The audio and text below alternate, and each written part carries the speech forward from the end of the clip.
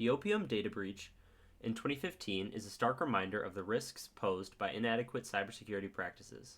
This case study explores what happened, why it happened, and the lessons we must learn in order to safeguard sensitive data. Quick disclaimer: this analysis is based on publicly available information and is intended for educational purposes. While not all details are disclosed, we can infer key points to understand the breach's impact and also its implications. This case study is adapted from public data about the OPM breach and tailored for educational purposes. Additional resources are available for further exploration at the end of the video. This presentation targets students and professionals interested in web security, zero-day vulnerabilities, and the broader implications of data breaches. We'll cover the timeline and the impact of the OPM data breach, discuss key best practices for securing government IT systems, and highlight lessons learned from this event. In 2015, OPM suffered one of the largest data breaches in U.S. history, exposing sensitive information of 21.5 million individuals. This included social security numbers, addresses, birth dates, and even fingerprints collected during federal employee background investigations. This consisted of two attacks. The first, discovered in March of 2014, was linked to hackers infiltrating OPM's network. The second, detected in April of 2015, revealed that the attackers had pivoted to other systems. They had been active for over 11 months before being stopped.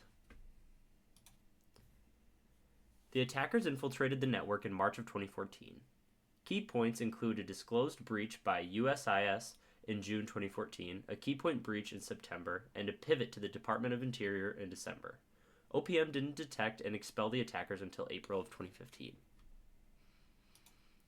Following the breach, GAO assessed 24 federal agencies' cybersecurity. The results were alarming. No agency received an A, and many received failing grades.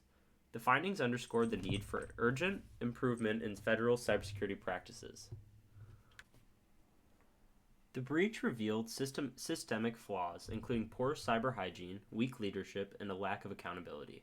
OPM failed to implement basic measures like multiple factor authentication, encryption, and modernized infrastructure.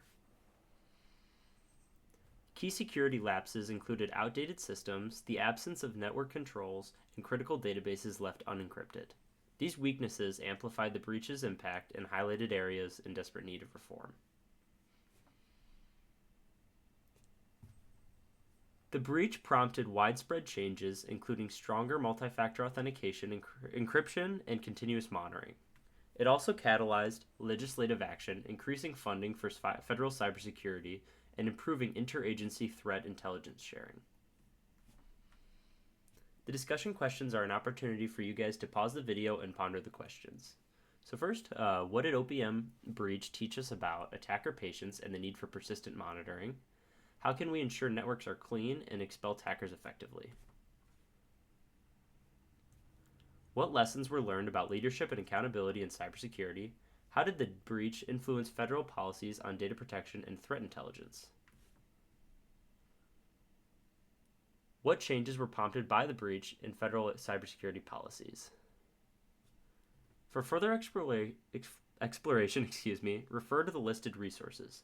The OPM breach remains a cautionary tale about the consequences of neglecting cybersecurity at an organizational level. Thank you for listening.